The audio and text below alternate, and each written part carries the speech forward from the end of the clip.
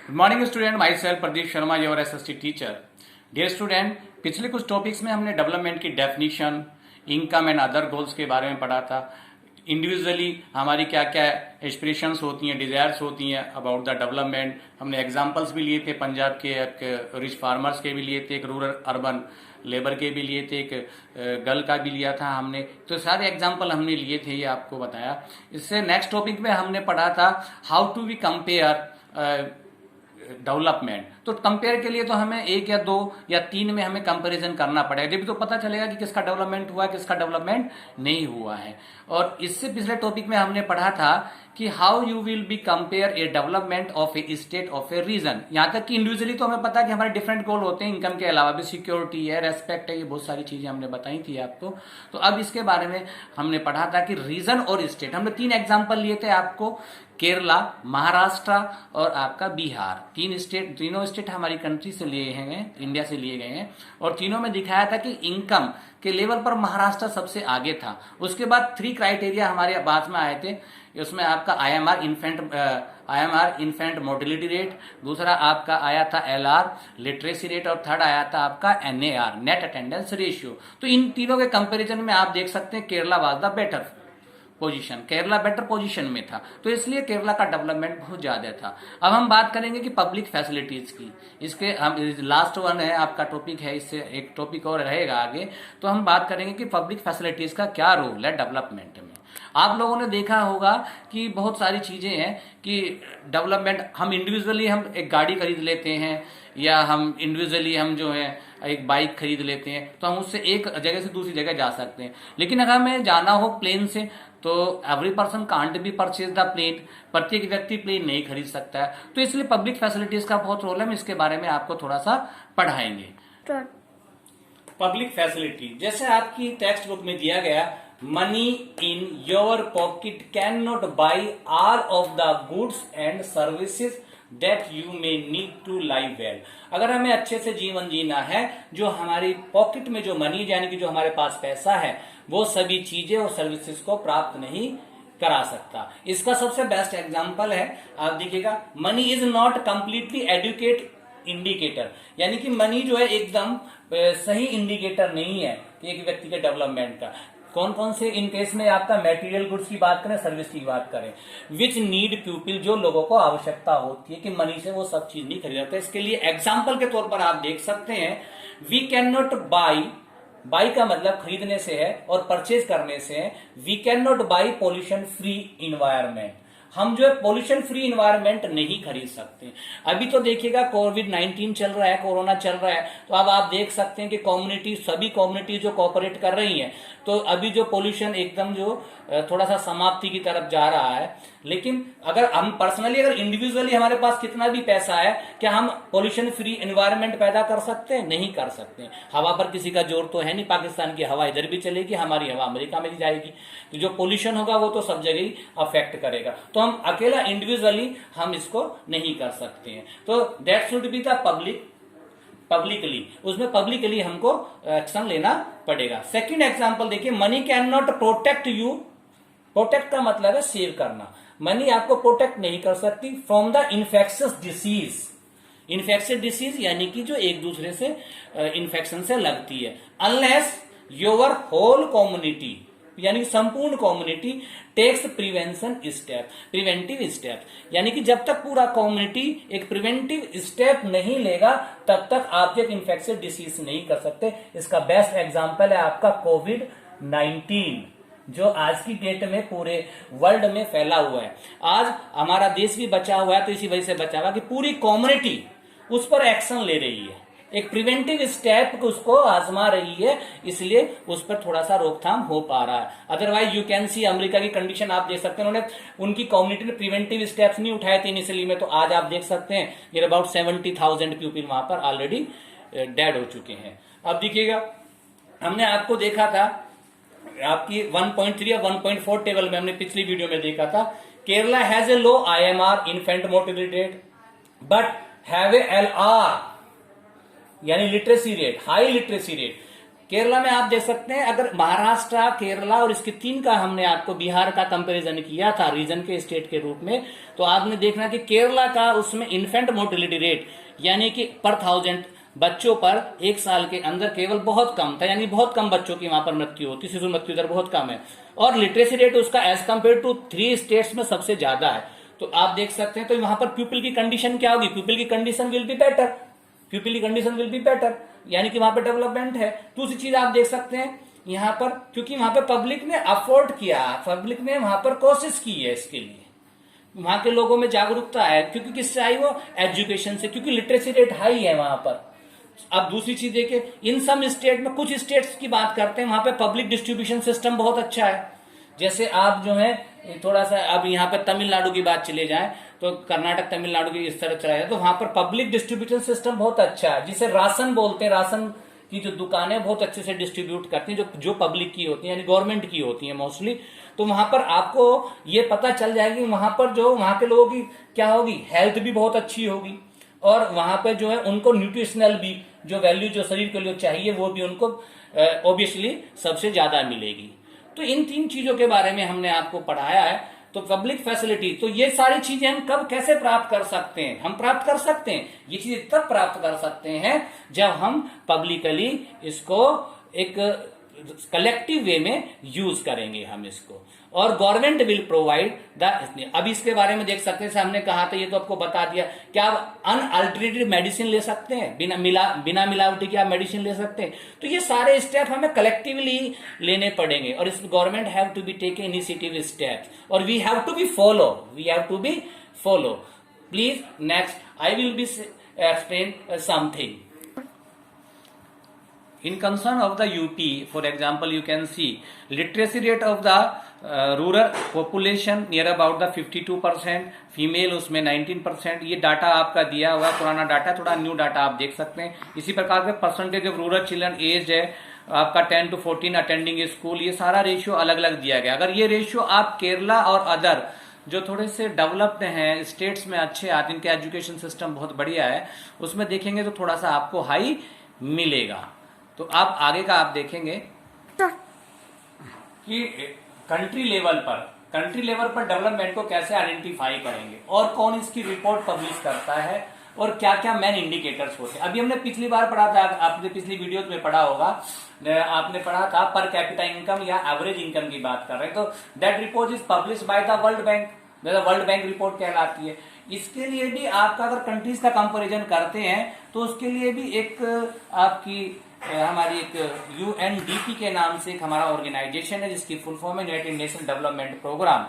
तो ये United nation इसको पब्लिश करता है। वो एक 3 क्राइटेरियाज मेनली लेता है। Per capita income is the another area, but they have to be measure the 3 for the human development. यहां पर बात कर रहे हैं ह्यूमन डेवलपमेंट की। अभी कंट्रीज के डेवलपमेंट की बात की थी हमने, लाइफ एक्सेप्टेंसी दी, या चाहे सेक्स रेशियो की बात करें, या बहुत सारी चीजें बात की है हमने पीछे। आपका IMR की बात की है, LR की बात की है हमने, NAR की बात की है। इसके अलावा आप ह्यूमन डेवलपमेंट के बारे में कि ह्यूमन कितना डेवलप्ड है, किस कंट्री का कैसे है, तो वो आपका UNDP एक ऑर्गेनाइजेशन है, इंटरनेशनल ऑर्गेनाइजेशन है, जो अभी आपको रिपोर्ट हम दिखा रहे हैं 2002 से 2012 तक की रिपोर्ट आपको मोस्टली हम दिखा रहे हैं।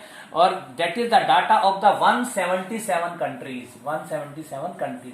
प्रेजेंट में it may be near about 200, but now it is data according to my text book which is available in this time, जो हमारे पास है उसमें 170 का डाटा है। तो उसमें आपका बताएंगे ह्यूमन डेवलपमेंट इंडेक्स किस प्रकार से देते हैं। तो ह्यूमन डेवलपमेंट इंडेक्स 3 प्रकार से दिया जाता है, 3 चीजों को, 3 क्राइटेरिया रहता है। पहला आता है आपका gross national income. Gross national income वो पर कैपिटा इनकम ही समझिएगा आप उसको, पर कैपिटा इनकम कि किस प्रकार से, एक तो ये है आपका। दूसरा है लाइफ एक्सेप्टेंसी। दूसरा क्या है आपका, लाइफ एक्सेप्टेंसी। लाइफ एक्सेप्टेंसी को हम बताएंगे, अभी आपको एक्सप्लेन करेंगे, पहले आप पूरा सुन लीजिएगा। तीसरा है लिटरेसी रेट। देखिए लिटरेसी रेट हमने आपका जो रीजन और स्टेट की कंपेरिजन की थी उसमें भी आया था। इसमें लिटरेसी रेट दिया गया फॉर 15+ ईयर्स, यानी कि 15 साल और 15 साल से ऊपर की पॉपुलेशन कितनी वहां पर वो एजुकेटेड है। और लिटरेसी का हमने बताया था आपको को 7 ईयर्स का हम काउंट करते हैं इंडिया में लिटरेसी रेट के लिए, तो 7 ईयर्स मिनिमम है। और 1 लैंग्वेज को बोलना और या पढ़ना आना चाहिए, तो वो लिटरेट कहलाएगा। तो ये सबका अलग अलग मेजरमेंट है, पर लिटरेसी रेट का आपके देते हैं। SDI rank, human development index, human development index in the world, world में वहां के ह्यूमन का क्या इंडेक्स है, क्या रैंक है, इसके बारे में यूएनडीपी पब्लिश करती है, ह्यूमन डेवलपमेंट रिपोर्ट देती है। ये 2014 का रिपोर्ट आपके पास में। एक अभी जो हम बात करेंगे some data regarding India and its neighbours, हम अब आप आस पास की जो कंट्रीज हैं उसी के बारे में थोड़ा सा हम डिस्कशन कर लेते हैं कि कहाँ का ह्यूमन ज्यादा डेवलपमेंट है। सबसे पहले हम यहाँ पे 5 कंट्रीज का नाम लेंगे आपका, श्रीलंका, इंडिया, म्यांमार, पाकिस्तान और आपका नेपाल एंड बांग्लादेश। यहाँ पे 6 कंट्रीज ली हैं हमने, ये हमारी सभी नेबरिंग कंट्रीज है। अब यहाँ पे पर कैपिटा इनकम के हिसाब से श्रीलंका का पर कैपिटा इनकम है 9,250, लाइफ एक्सेप्टेंसी है इसका 74.3 और इसका लिटरेसी रेट है 91.2 और इसका एसडीआई रैंक वर्ल्ड में 177 में 73 रैंक है, 73। अब आप इंडिया की बात कर लीजिएगा, इंडिया जो हमारा कंट्री है उसमें आपका उनका दिया 5,150 आपका दिया गया, यहाँ पे 66.4 ये लाइफ एक्सेप्टेंसी है और ये 62.8 आपका क्या है, ये लिटरेसी रेट है और ये आपका दिया एचडीआई में उसका रैंक है 135 ह्यूमन का, आप देख सकते हैं। ऐसी म्यांमार का दिया 3998 65.292 ये सारा। अब अभी आप डाटा देखिए पाकिस्तान का दिया गया है, इसमें इतना इनको दिया गया, रैंक दिया गया। पाकिस्तान हमसे भी नीचे है और आप देख सकते हैं म्यांमार भी हमसे नीचे और आपका जो है नेपाल भी लगभग हमारे मतलब हमसे नीचे है और ये ज्यादा नीचे नहीं है, ये आप देख सकते हैं ज्यादा नीचे नहीं है। ये बहुत छोटी छोटी कंट्रीज है, नेपाल है, बांग्लादेश है, पाकिस्तान है, म्यांमार है और श्रीलंका, ये इंडिया के कंपेरिजन में बहुत छोटी कंट्रीज है। लेकिन इनका ह्यूमन का जो रैंक है वो इंडिया के या तो लगभग थोड़ा सा ही डिफरेंस है और श्रीलंका तो बहुत एक आइलैंड है, वहां का तो देखिए कितना है, जस्ट डबल है। भले ही थोड़ा सा हमारा यहाँ पर दिया गया है कि यहाँ पे पर कैपिटा इनकम में भी वो फालतू है हमसे, सभी चीज में उसका रैंक बहुत अच्छा है। तो ये कैसे हुआ, अब आप देख सकते हैं यहाँ पे कहां पे दिक्कत आई। सबसे पहला आप दिक्कत देख सकते हैं यहाँ पे लाइफ एक्सेप्टेंसी है आपका, पर कैपिटा इनकम तो है ही एक मेजरमेंट, एक लाइफ एक्सेप्टेंसी। पहले लाइफ एक्सेप्टेंसी को समझते क्या, जैसे हमने पढ़ा था पर कैपिटा इनकम, पीसीआई पढ़ा था पर कैपिटा इनकम, उसको हम एवरेज इनकम भी बोल सकते हैं, इसको आप एवरेज एज भी बोल सकते हैं, एवरेज एज भी बोल सकते हैं कि भारत में रहने वाले व्यक्तियों की एवरेज एज 66.4 या नियर अबाउट 67, अभी हो सकता है लेटेस्ट में 68 हो गया हो क्योंकि मेडिकल फैसिलिटीज थोड़ी बढ़ गई हैं, तो न्यूट्रिशन से मिलने लगा, जो हमारा आईएमआर है, जो शिशुओं का जो मृत्यु दर है वो भी घट गया है, तो हो सकता थोड़ी बढ़ गई होगी एवरेज एज, तो इसको बोलते हैं एवरेज एज। तो पूरे सबकी एज निकाल लेते हैं और पॉपुलेशन से डिवाइड कर देते हैं तो लाइफ एक्सेप्टेंसी हमारी निकल आती है। तो लाइफ एक्सेप्टेंसी में देखिए कितना आगे है, तो आप देख सकते हैं कि ये जो श्रीलंका बहुत छोटा सा कंट्री है हमसे कितना आगे, क्योंकि वहां पर जो आदमी ज्यादा एज तक जीते हैं, अगर एवरेज की बात करें, वहां पर लिटरेसी रेट हमसे बहुत ज्यादा है और इसीलिए उसका रैंक हमसे ज्यादा और ज्यादा नहीं। अब दूसरी चीज देखिए, म्यांमार की बात है, थोड़ा सा ही म्यांमार की बात करें, पाकिस्तान की बात करें या बांग्लादेश की बात करें, वो लगभग लिटरेसी रेट में हमारे लगभग बराबर से ही है, थोड़े से लिटरेसी रेट में, और इसमें ज्यादा हमारा अंतर नहीं है। तो इसलिए हमारा एचडीआई वर्ल्ड में हमारा ह्यूमन का जो उनके लगभग थोड़ा सा ही डिफरेंस है, जबकि वो हमसे बहुत छोटी कंट्रीज हैं। तो आप इन सब डाटा से देख सकते हैं कि डेवलपमेंट एक जस्ट पर कैपिटा इनकम ही नहीं है, उसके लिए बहुत सारे क्राइटेरिया भी हैं। अगर ह्यूमन डेवलपमेंट की बात करें, नेशन डेवलपमेंट की बात करें या इंडिविजुअल डेवलपमेंट की बात करते हैं, तो बहुत सारी चीजें हमें उसको पहले एनालाइज करनी पड़ती है। डियर स्टूडेंट्स, आप देख सकते हैं कि ये सारी चीजें, लाइफ कैसे आपकी ज्यादा कैसे लाइफ बढ़ेगी, आपकी एज अभी तो कम है, 50 साल में कोई एक्सपायर हो रहा है, कोई 45 ईयर्स में हो रहा है, कोई 30 ईयर्स में हो रहा है और हो सकता है कोई 100 ईयर्स में भी हो रहा, तो इसको कैसे आप बढ़ा सकते हैं, कैसे ह्यूमन का डेवलपमेंट कर सकते हैं। तो इसके लिए आपका जो एक रिपोर्ट बना है, जैसे आपको हेल्थ आपकी चेक करनी कि आपकी ठीक है नहीं, हमारे यहाँ एक्टिविटीज दी गई, एक्टिविटीज 3, उसमें दिया गया BMI, क्या दिया गया है इसमें, BMI। BMI की फुल फॉर्म है आपका बॉडी मास इंडेक्स। क्या है, बॉडी मास इंडेक्स।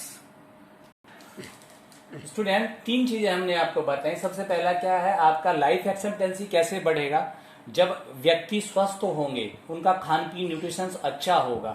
और इसकी चेकिंग के लिए हमारे कोर्स में आपका एक दिया गया है कि हेल्थ को किस प्रकार से चेक करें, हेल्थ इज नेसेसरी है। तो उसके लिए हम जनरल वे में भी यूज कर सकते हैं। एक फॉर्मूला दिया गया, मैथमेटिकल फॉर्मूला है, जिसको बॉडी मास इंडेक्स के नाम से आते हैं। बॉडी मास इंडेक्स, BMI की शॉर्ट फॉर्म है।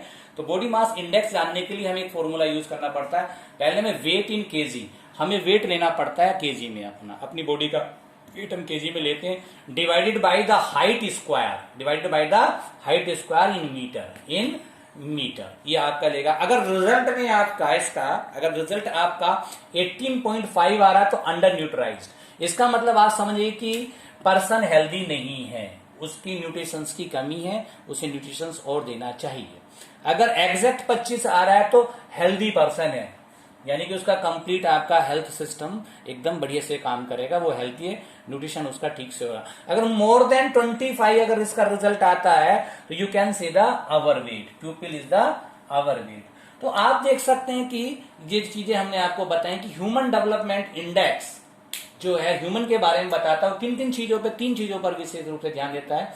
आपका पर कैपिटा इनकम, दूसरा आपका हेल्थ है आपका, और लाइफ एक्सेप्टेंसी, इन चीजों पर ये ध्यान देता है। लिटरेसी रेट, इन चीजों को ये विशेष रूप से ध्यान देता है। आप देख सकते हैं कि श्रीलंका जैसी कंट्री जो हमारे से बहुत छोटी कंट्रीज है, उसका SDI रैंक कितना है। तो we can be develop it by the collective effort. अब जो नेक्स्ट वीडियो में हम इसका लास्ट टॉपिक पढ़ेंगे स्टूडेंट्स, सस्टेनेबल डेवलपमेंट। अब ये जितना भी डेवलपमेंट हुआ है, सस्टेनेबल डेवलपमेंट हमने रिसोर्स इन डेवलपमेंट के ज्योग्राफी के चैप्टर में भी पढ़ा था। Sustainable development is that development which does not harm the environment and keep it in their mind for the future generation. यानी कि वो डेवलपमेंट ऐसा होना चाहिए कि जो ये भी ध्यान में रखते हैं हमारे एनवायरमेंट को भी कोई खराबी नहीं होना चाहिए, उसमें कोई पोल्यूशन या अननेसेसरी से कोई डिग्रेडेशन नहीं होना चाहिए। दूसरी चीज, आगे वाली जनरेशन को भी वो रिसोर्सेज मिल सके। तो इसी प्रकार से डेवलपमेंट में आपका लास्ट टॉपिक होगा sustainable development. I will teach you in the next video. Please keep on watching, continue. Thank you, have a nice day.